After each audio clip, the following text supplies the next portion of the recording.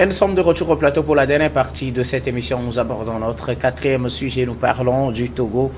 Un nouveau gouvernement voit le jour.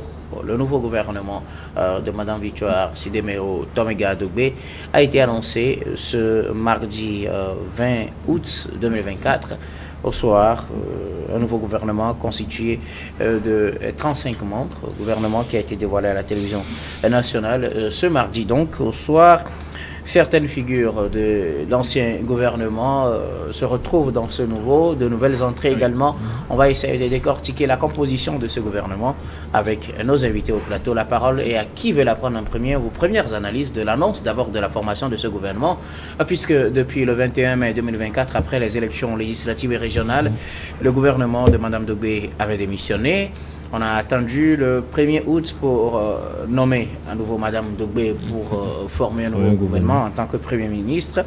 Et c'est ce 20 qu'elle sort la liste de son gouvernement, la composition de ce gouvernement. Nous en parlons avec nos invités. La parole, comme je le disais, et à qui veut la prendre en premier? Bon, pas de volontaire. Oui, c'est quand même un ouf de soulagement après tant de jours d'attente. On a enfin un gouvernement qui va pouvoir conduire les affaires du pays. Notant que, entre-temps, le ministre secrétaire du gouvernement, Christian Trémois, avait pondu un communiqué dans lequel il circonscrivait les rôles que devaient jouer les ministres. Comment on dit ça? En attendant la formation du nouveau gouvernement. Donc, juste après, il y a eu la reconduction, bien la nomination de la Première ministre Victoire Sidemeo Dogbe. Et ensuite, hier nuit, le gouvernement a été formé. Je pense que c'est un ouf de soulagement parce que les ministres n'auront plus de limites pour pouvoir travailler. Ceux qui sont là vont pouvoir réellement conduire les affaires de l'État. C'est vrai que c'est un gouvernement de transition, d'autant que la Première ministre avait été reconduite sur la base de l'article transitoire de la nouvelle Constitution et non de la Constitution de 1992. Ça veut dire qu'elle est là pour mettre en place les institutions de la République. C'est un gouvernement mission, comme on le dit, composé de 35 membres. Il y a eu des entrées et des sorties. Donc, je pense que on peut dire aussi que c'est un gouvernement de toutes les tendances possibles, parce qu'il y a eu des entrées de la part des cadres de l'opposition aussi. Quand nous prenons le professeur Kosivi Hunake, il est de Bâtir. Quand nous prenons Isaac Tiakpe, il est de l'UFC. Bon, même si l'UFC a un accord avec le parti au pouvoir depuis 2010, il y a celui-là qui a fait assez de polémique par rapport à son nom, le maire Gomaro Blekpo Kwame.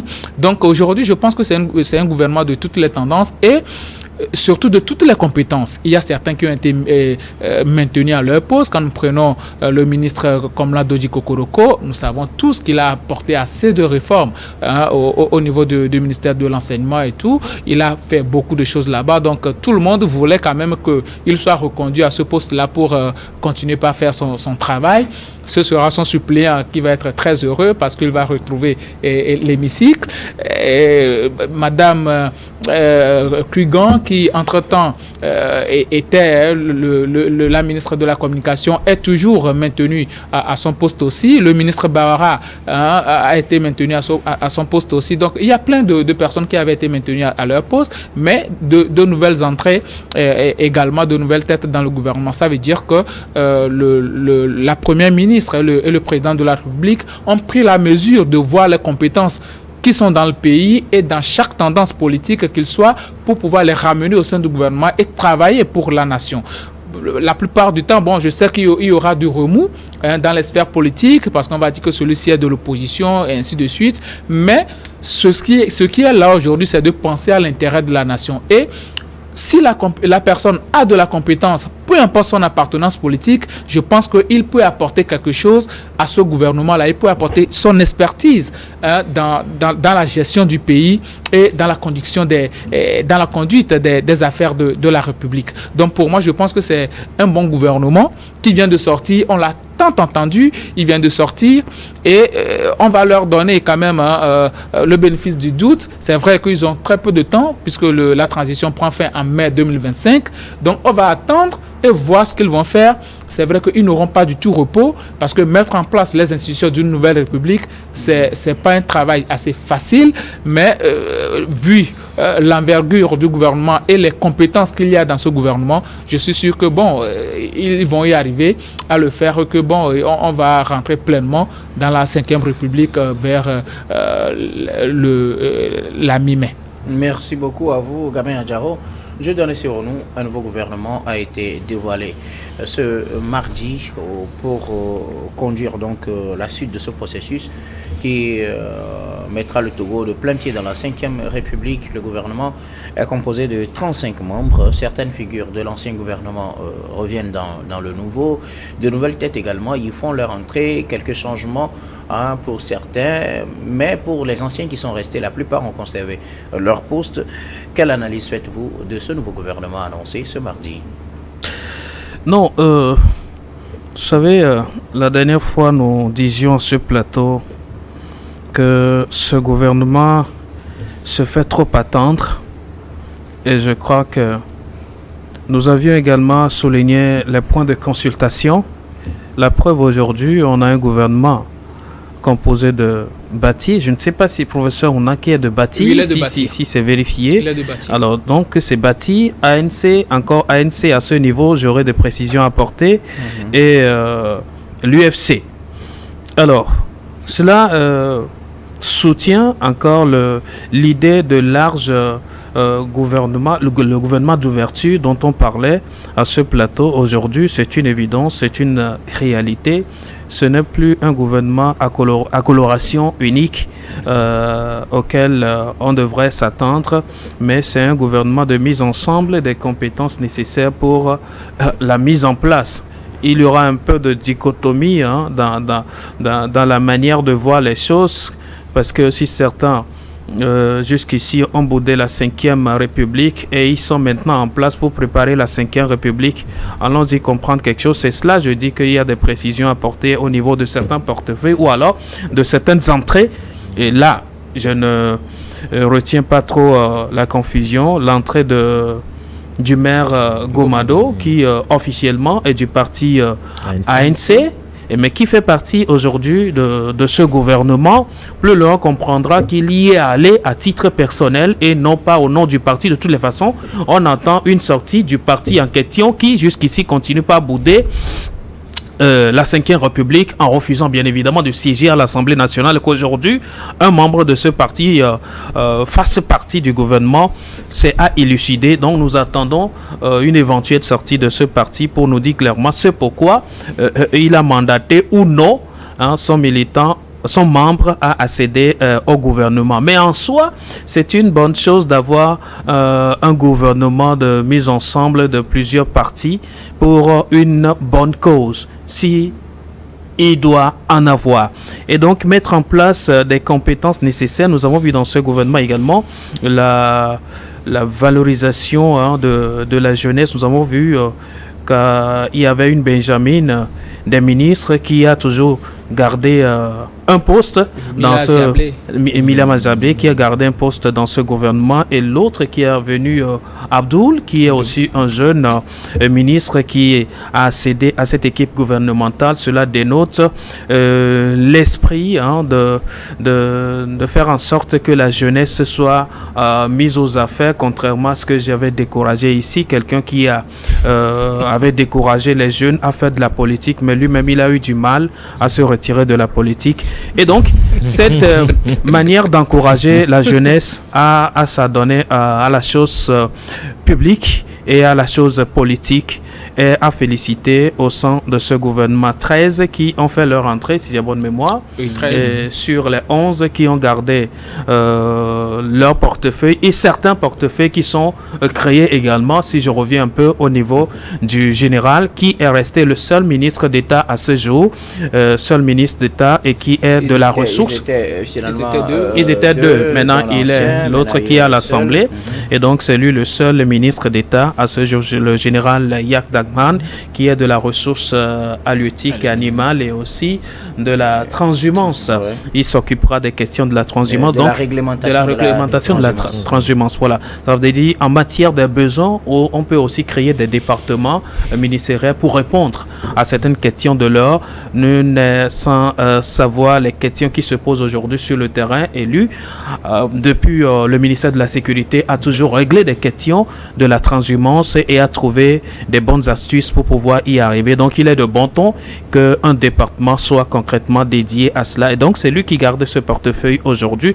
Et au-delà de cela, je peux aussi m'interroger sur la scission de certains départements lorsqu'on prend des départements comme de l'assurance universelle Et l'accès au sang.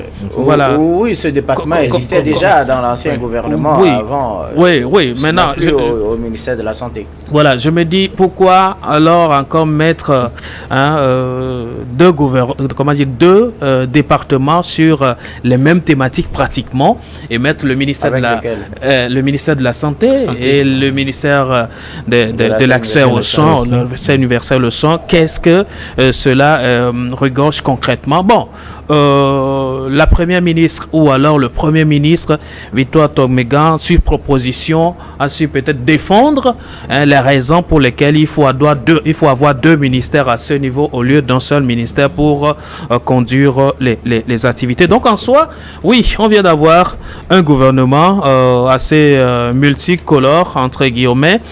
Attendons de voir dans 9 mois le travail qui leur revient, mais ils ont beaucoup plus d'activités politiques à mener parce que c'est un gouvernement qui doit asseoir la 5e République dans son entièreté. C'est un gouvernement transitoire.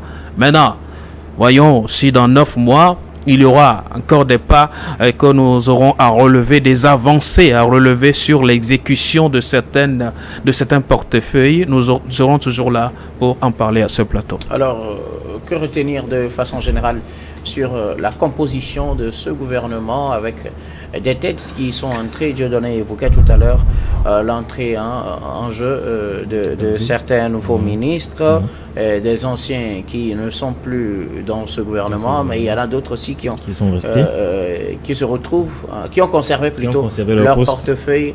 Samson, vos analyses de la composition du nouveau gouvernement? Oui, je pense que c'est un gouvernement qui permettra justement d'asseoir les bases de la 5e République.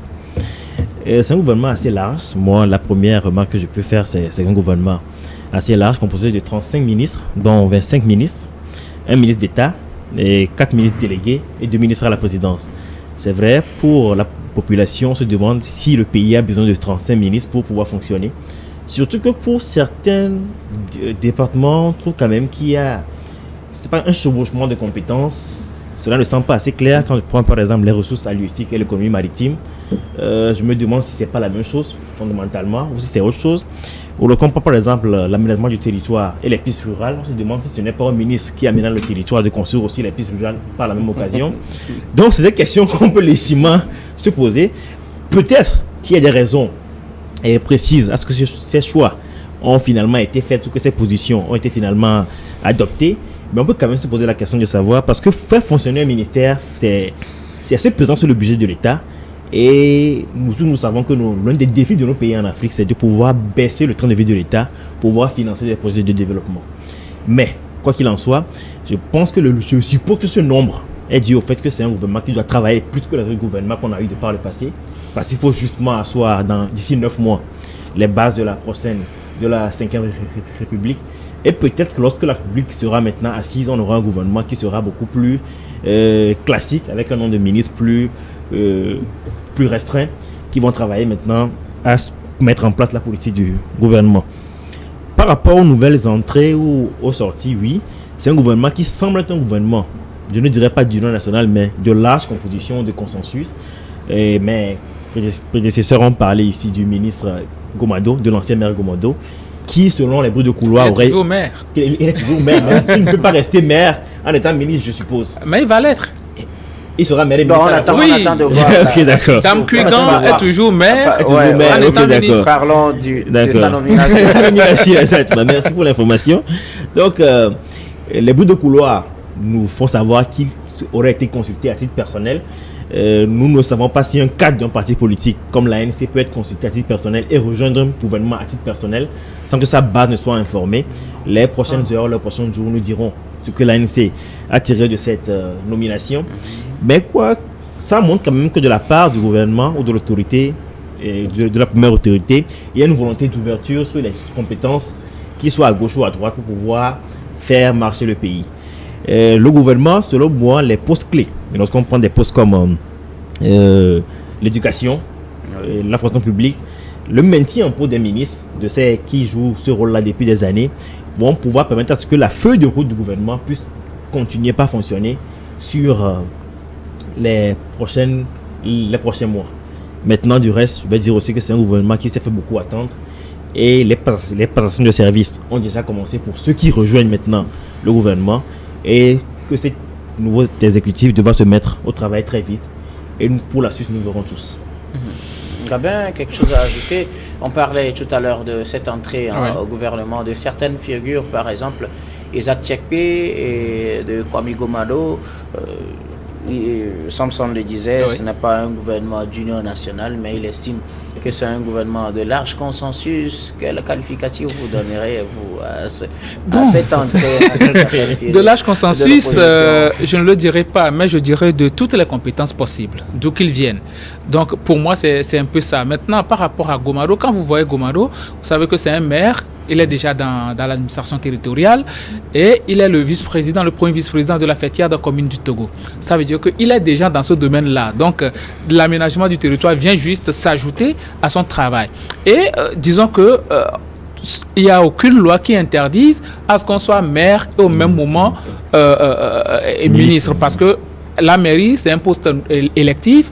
Et le ministère, c'est un poste nominatif. Donc, il n'y a pas de corrélation pratiquement entre les deux. Plutôt, je pense que c'est les deux qui sont interdits.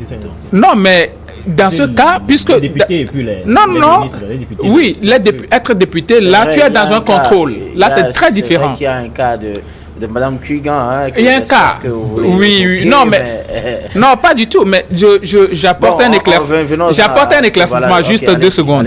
Et Monsieur Gomado, en tant que maire, il est soumis à des contrôles en amont et en aval. Donc ça n'empiète pas le fait qu'aujourd'hui, quand il est ministre, c'est le Parlement qui va se charger de le contrôler. Donc le contrôle qu'il subissait au niveau de son département communal, voilà. Donc voilà. Maintenant, vous voyez que c'est au niveau de la compétence que le maire Gomado a été choisi. Même au niveau de Isaac Tchekpe, il me semble que c'est un professeur, à mon humble avis, si je ne me trompe pas. C'est un professeur. Voilà, donc il maîtrise bien évidemment son domaine. Le professeur Kosivi Hunake, on le connaît très bien. Donc, ce sont des gens qui ont été choisis par rapport à leurs compétences pour venir servir. Samson évoquait des inquiétudes par rapport au nombre des ministres, mais je l'ai déjà dit, nous sommes dans un gouvernement de mission et il ne faut pas donner trop de travail à ces ministres-là pour qu'ils arrivent à faire les choses assez rapidement.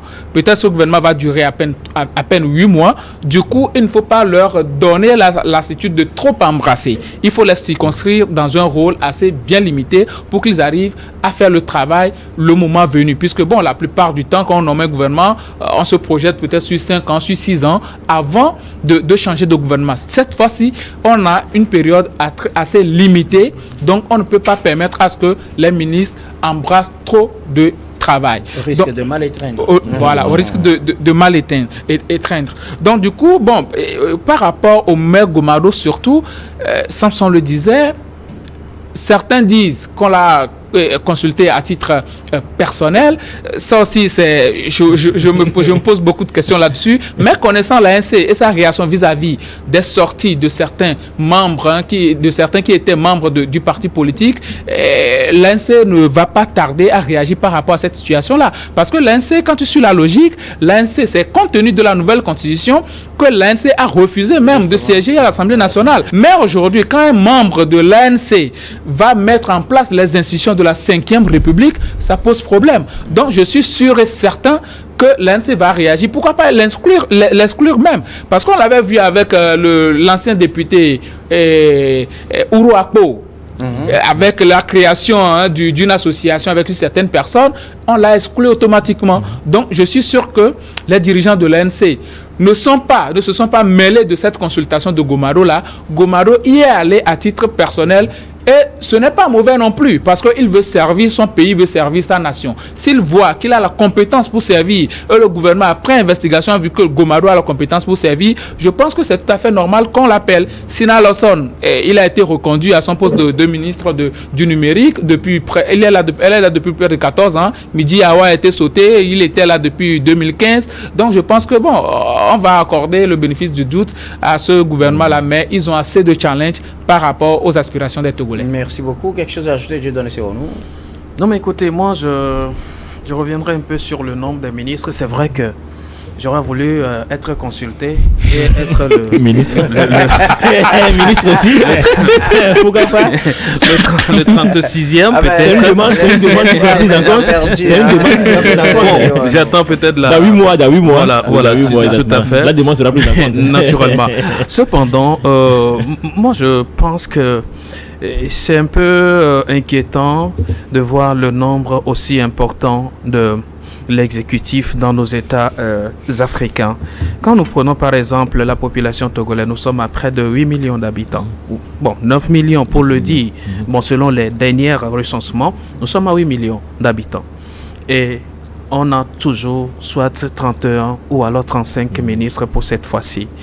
Nous prenons le Bénin d'à côté, à 12 millions d'habitants et plus. Mais c'est un effectif qui va de 20 à 30 ministres. Vous connaissez l'adage, comparaison n'est pas raison. Je n'ai jamais dit que c'est une raison, mais c'est une comparaison. Ce n'est pas pour rien qu'il y a la comparaison du moins. De toutes les façons, je prends l'Inde qui est à plus d'1 milliard de population, dont les ministres, soit c'est 60 ou alors 80. De toutes les façons, alors pour moi, on a un nombre beaucoup plus réduit de ministres. Un nombre beaucoup plus réduit de ministres, même si cela devrait donner plus de travail. Je ne sais pas quel travail, de quel travail vous parlez. Non, c'est son avis. Les institutions de la République, chacun dans son domaine, revoir les tests, puis s'ils peuvent faire des propositions de loi juste avant qu'on entre dans la. Bon, de toutes les façons, c'est l'avis du Gabin, c'est l'avis de tout un autre, d'accord. Mais je trouve que c'est plus de charge encore pour le contribuable togolais. Merci beaucoup à vous. Nous arrivons pratiquement à la fin de ce numéro de Regard Croisé, mais avant de nous séparer, nous allons faire comme d'habitude notre dernier tour de table, et ce sera pour vos mots de fin sur un sujet de votre choix. Je commence par vous, Gabin Adjao. Oui, puisque nous sommes dans la nomination du gouvernement, il y a assez de challenges qui attendent ce gouvernement-là. Donc, à un moment donné, la population va continuer pas à vivre, et nous savons très bien que c'est un gouvernement de mission, certes pour mettre en place des institutions de la Ve République, mais ils sont premièrement là pour la population. Donc, il va falloir plancher réellement sur la cherté de la vie. La question de la cherté de la vie est primordiale pour la population togolaise, parce que de jour en jour, les choses augmentent de prix et les populations n'arrivent pas réellement à supporter. La question du foncier aussi, il va falloir y plancher là-dessus. C'est vrai que les anciens ministres ont évoqué le sujet, d'autres, Madame Tchegan et autres là. Donc, elle est là, je pense que elle va essayer de peser de tout son poids pour que ce problème de foncier là soit réglé. Et aussi le problème, c'est le bail. La question du bail. Oui, c'est le mot de fin, mais c'est important. La question sur le bail, la caution et autres là, je pense qu'il faut y plancher dessus, parce que réellement, les loyers, ça devient quelque chose pour la population. Merci beaucoup à vous, Gabin Adjaro. Vous êtes juriste et directeur des cabinets Juris Consulting. Merci beaucoup d'être passé sur ce plateau. Merci, docteur, pour l'invitation. Samson, vos mots de fin. Oui, je vais aller sur un terrain similaire à Gabin pour dire que nous avons à l'horizon la prochaine saison pluvieuse, la petite saison pluvieuse, et nous risquons encore d'avoir des inondations extrêmement longues. Il y a même des quartiers qui sont toujours sous les eaux, des routes qui sont toujours sous les eaux actuellement. Et les mairies sur ce plan, je ne sais pas la réponse qu'ils ont apportée, mais je pense qu'ils auraient pu faire mieux. Donc j'aimerais appeler les autorités à déjà prendre des mesures pour d'abord éviter que les gens ne se retrouvent sous l'eau, et à l'actuelle minute de l'aménagement du territoire, de faire en sorte que les gens le construisent dans des endroits qui seront potentiellement inondables dans les années à venir. Parce qu'il y a des gens qui ont reçu des permis de construire, par exemple, sur des terrains qui sont aujourd'hui inondables. Et ça, s'il faudrait vraiment faire les choses bien, il faudrait que le cadastre soit saisie parce que c'est elle qui est donnée à ces gens l'autorisation de construire dans des zones qui sont aujourd'hui inondables. Et je pense que c'est assez grave. Donc ça sera mon appel lancé aux autorités publiques pour que les images que nous avons eu à voir il y a quelques mois ne se répètent plus dans les semaines à venir. Merci beaucoup. À vous, Samson Maololo Arlidja, vous êtes journaliste et analyste politique. Merci beaucoup d'être passé sur ce plateau. Merci, docteur. Dieu donne vos mots de fin. Non, moi je ne peux que souhaiter une bonne reprise des travaux au ministre et leur demander d'être beaucoup plus accessibles parce qu'avant d'être ministre, on a été toujours ensemble. Donc, quand on est ministre maintenant, restez encore, restez encore accessible et que cette chaleur-là soit toujours maintenue. Je reviens sur mon dossier de trading et dont les personnes sont toujours maintenues en prison. Et ça, ce dossier, je pense que le ministre de la Justice doit s'autosaisir et prendre ce dossier au sérieux. Les jeunes qui sont en prison dans cette affaire de trading et qui ne sont pas des commanditaires directs de ces histoires-là. Il faut vraiment plancher sur le cas, juger s'il le faut, les libérer parce que personne n'a empêché d'aller chercher son petit pain à manger. Et dans la recherche, au mauvais endroit. Mauvais endroit, ben personne ne pouvait y croire. Et c'est peut-être un mauvais moment. Donc, il faut comprendre que dans certaines mesures, il faut savoir comment situer les responsabilités car je me dis l'État a aussi à se reprocher dans cette affaire pour avoir donné une existence légale à de telles sociétés et par après on les prend pour défaut et ce sont des petits commerçants, des petits ambulants, des petits commerciaux de cette société qui sont aussi derrière les barreaux depuis 3 ans. Il faut vraiment plancher sur la question. Merci beaucoup. À vous, Dieudonné Sewonou, vous êtes journaliste, directeur général des lieux services. Merci beaucoup d'être passé sur ce plateau. C'est moi qui vous remercie. Nous disons merci également à toutes les équipes techniques et rédactionnelles qui nous ont aidés à préparer et à présenter cette émission. Merci beaucoup à Yves Kofi Maounion Adjo à la réalisation, à Seigneur Wampa et Kofi Prudence Makoui à la diffusion. Grand merci à Fofo Golo à la caméra. Surtout merci à vous, très chers téléspectateurs, de nous avoir suivis. C'est la fin de ce numéro de Regard Croisé. Je vous retrouve demain avec le même plaisir pour un autre numéro.